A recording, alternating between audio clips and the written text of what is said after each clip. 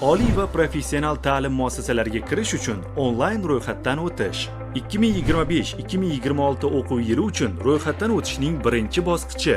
Abituriyentlarni onlayn ro'yxatga olish Bilimni baholash agentligining may.uz.bmb.uz sayti orqali amalga oshiriladi.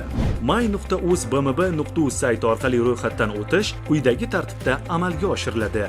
Dastlab ro'yxatdan o'tish oynasiga abituriyentning pasport seriyasi va raqami, shaxsiy identifikatsiya raqami, telefon raqami, parol, takroriy parol hamda arifmetik ifodaning qiymati kiritilib, shaxsga doir ma'lumotlardan foydalanishga rozilik bildirilgan holda ro'yxatdan o'tish tugmasi bosiladi. Shundan so'ng abituriyentning telefon raqamiga SMS xabar yuboriladi. SMS xabardagi 5 xonali raqam dasturga kiritilib, ma'lumotlar tasdiqlanadi. Agar abituriyent may.uz.bmb.uz saytida oldin ro'yxatdan o'tgan bo'lsa, kirish bo'limi orqali telefon raqami, parol va arifmetik ifoda qiymatini kiritgan holda shaxsiy kabinetiga kirishi mumkin. Bundan tashqari, One ID orqali kirish imkoniyati ham mavjud. Oliy va professional ta'lim muassasalariga qabul bo'limiga kirib, xizmatdan foydalanish tugmasi bosiladi. Abituriyentning doimiy yashash manzili Ichki ishlar vazirligining manzil axborot tizimidan olinadi.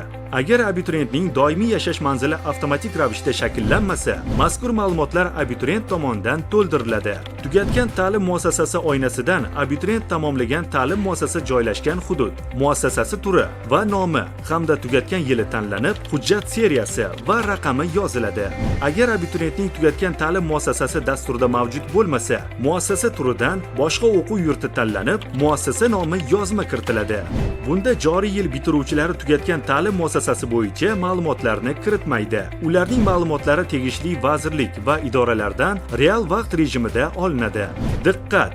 Ta'lim to'g'risidagi qonunga ko'ra, umum ta'lim muassasasini tamomlamagan o'quvchilar oliy ta'lim muassasasiga o'qishga qabul qilinmaydi. Agar abituriyentda umum ta'lim fanlaridan tabaqalashtirilgan ball beradigan milliy sertifikat mavjud bo'lsa, sertifikatdan foydalanishni tasdiqlashi yoki rad etishi lozim. Agar abituriyentda umum ta'lim fanidan maksimal ball beradigan yoki chet tilidan B2 yoki C1 darajadagi milliy sertifikat bo'lsa, undan foydalanishni tanlash talab etilmaydi. Uning ma'lumotlari avtomatik ravishda shakllanadi. Agar abituriyentda umum ta'lim fanidan yoki chet tilidan xalqaro sertifikat mavjud bo'lsa, xalqaro sertifikat bo'limiga kirib, sertifikat ma'lumotlari kiritiladi va sertifikat yuklanadi. Bunda xalqaro sertifikatlarni 20-iyunga qadar yuklash tavsiya etiladi.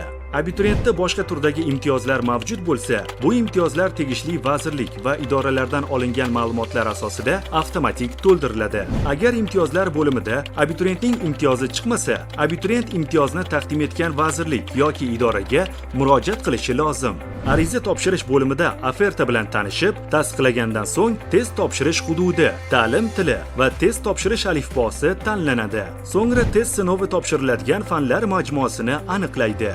Agar abituriyent alohida iqtidor talab etiladigan ta'lim yo'nalishini tanlasa, kasbiy, ijodiy imtihon topshirish uchun o'ziga qulay bo'lgan oliy ta'lim muassasasini ham tanlaydi.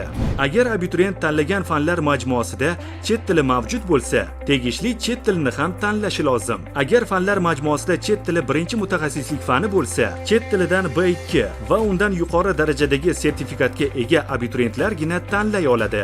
Saqlash tugmasi bosilgandan so'ng, ma'lumotlarni tasdiqlash uchun abituriyent telefon raqamiga SMS xabar yuboriladi.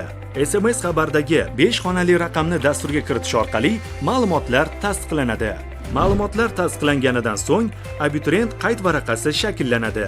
Qayd varaqada abituriyentning shaxsiy ma'lumotlari, imtihon ma'lumotlari, imtiyozlari, abituriyentlarga eslatma va abituriyent ro'yxatga olingan vaqt aks etgan bo'ladi.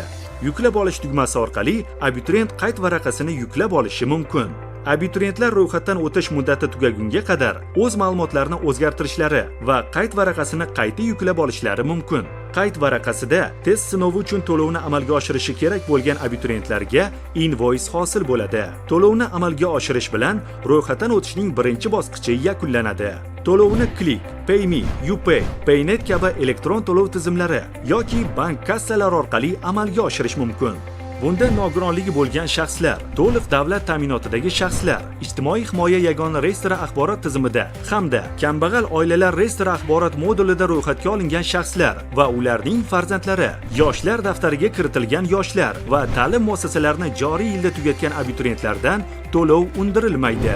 Respublika bo'yicha oliy va professional ta'lim muassasalariga kirish test sinovlari to'liq yakunlangandan so'ng, abituriyentlar 15 kun ichida oliy ta'lim tashkiloti, ta'lim yo'nalishi, ta'lim shakli va tanlov ustuvorligini tanlashi lozim. Ro'yxatdan o'tishning ikkinchi bosqichida oliy ta'lim tashkiloti va ta'lim yo'nalishini tanlamagan abituriyent oliy ta'lim muassasalarining bakalavriati uchun o'tkaziladigan tanlovda qatnashmaydi. Sizga test sinovlarida muvaffaqiyat tilaymiz.